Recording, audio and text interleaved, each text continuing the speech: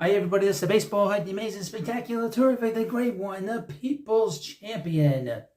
Your host, and welcome back to Baseball Head. I hope you like this video. And of course, hit that subscribe button. Now I'm going to put out a couple of trade proposals. They're not mine, so please don't unsub. If you don't like these trade proposals, they're not mine.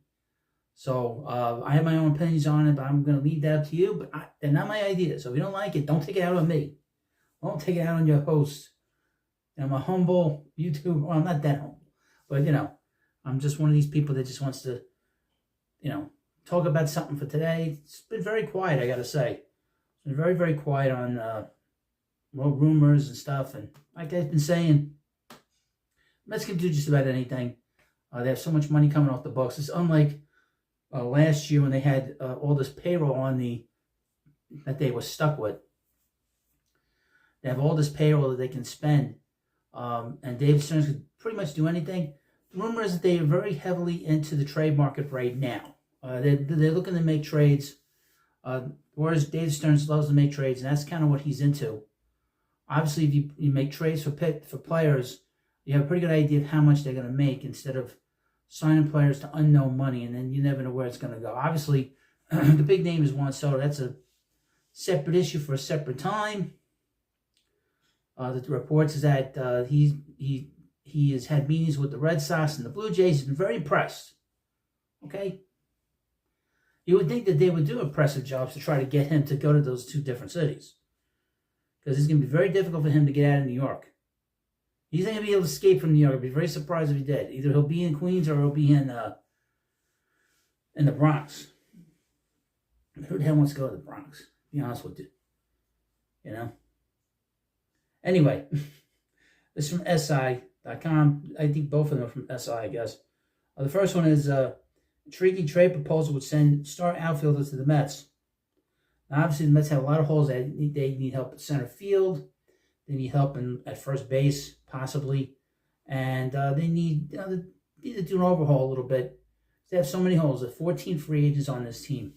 Hypothetical trade proposal would send a slugger with superstar upside to the New York Mets. Okay, let's see where this goes. New York Mets expected to be active in acquiring talent to their roster this offseason. Biggest fish in the free agent market is superstar slugger Juan Soto, who the Mets are expected to be active in pursuing. I've not heard that they've had the meeting yet with him. They're supposed to have it with him this week. We haven't heard anything about that. However, in the case that Soto signs elsewhere, New York will likely pivot to improving their lineup in other ways. Well, that might mean the Mets try to add another free agent outfielder. They could also try and execute a trade. And in a November 15th article, Bleacher Report's Zachary D. Reimer created a hypothetical trade proposal that would bring Chicago White Sox star Luis Robert Jr. to Queens. New York Mets get center fielder Luis Robert Jr. The White Sox get infielder Ronnie Mauricio, who's still hurt. He's now on line to be ready for spring training. And right-handed pitcher, who's the Mets' number 5th prospect, and right-handed pitcher Blade Tibbo, who's the Mets' number 9th best prospect. Okay? The Mets would get a veteran player of big talent and significant injury risk, and the White Sox would get a younger player, big talent and significant injury risk. Ryan Maurice's not significant injury risk. He had that one injury in his career. Well, let me see. The White Sox would get it. He had that one injury with the knee. What are they talking about? This guy doesn't know what he's talking about. This is referring to Mauricio, whose recovery from a torn ACL completely wiped out his 24 season. He's only 23, though, and he was a 2020 guy in the minors in 22 and 23. There's no significant injury risk. What are they talking about? For his part, Tidwell is more than just a great baseball name. He's 6'4", 207 pounds, with 3 above-average pitches, and he could impact the majors as soon as 2025. When writing why Robert would be a fit for the Mets, Reimer said, Mets made a run at the World Series this year in large part because they had stars in all the right places. He said that is for center field. It was a widely starless venture. With Harrison Bader and Tyrone Taylor getting the bulk of the reps. The defense was fine, the offense less so. So Luis Robert Jr. is the White Sox trade chip that should have the Mets' eye. Now, I'm not so high on Robert Jr. The word is that his work ethic is not the best. I'm not going to read the rest of this. I know he's had one real good year where he hit 38 home runs, and that was 2 years ago, but every year he's hurt. he's very high injury, but he's a little fragile. He's a little, very delicate. He's always getting hurt. And there is some question about his character as a player, to be honest with you. So I'm a little leery about that, to be honest with you. You can leave comments in the comment section on that, and you can leave it right here. Now, like I said, the Mets have so many opportunities in front of them where they can make moves that you wouldn't expect them to make. We've heard a lot about Willie Adames this past week. I'm sure we're going to hear more about him. But the Mets want to put him at third, move Vientos to first. Well, players popped up, and he's a very good player. He's been a very good player. Now, again, do not unsub. You don't like this video. You don't like some of the things that is being discussed. But this is the media. There's nothing going on right now. It's kind of quiet. So it's not my idea. Don't keep subbing. Keep subbing. But this is another idea which I'm not too high on either. I was high on it about 4 years ago. We talked about it a lot on this channel. I'm not too high on it right now. Star infielders from the SI. Star infielder called a trade fit for New York Mets this offseason. The Mets could pursue an all-time great defender on the trade market this winter.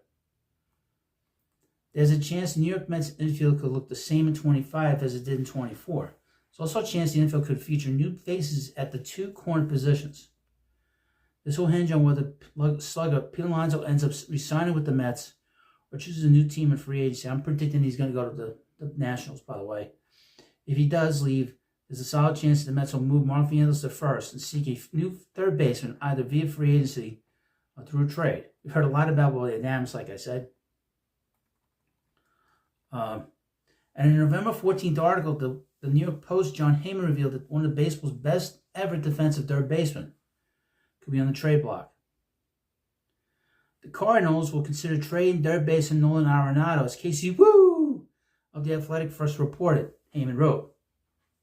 Arenado could fit the Yankees or the Mets. Nolan Arenado is an 8-time MLB All-Star, 10-time Gold Glove Award winner, which is the most Gold Gloves of any active player, a 6-time Platinum Glove winner. He produced a serviceable .272 batting average, .719 OPS, and 16 home runs for the Cardinals in their 2024 campaign, and has 3 years and $52 million left on his contract. If Alonso leaves and Vientos moves to first, the Mets could decide to give Brett Baty another shot at winning a starting job next season, or they would want to go with some more reliability and have as elite of a defender as there is in baseball at the hot corner. Perhaps Arenado could be headed to Queens in 2025. Now, here's the thing about Arenado. His offense has been dropping. And he's getting up there in age. He's got to be, 32? So he's getting up there in age. And he has not had a good offensive year since 2022.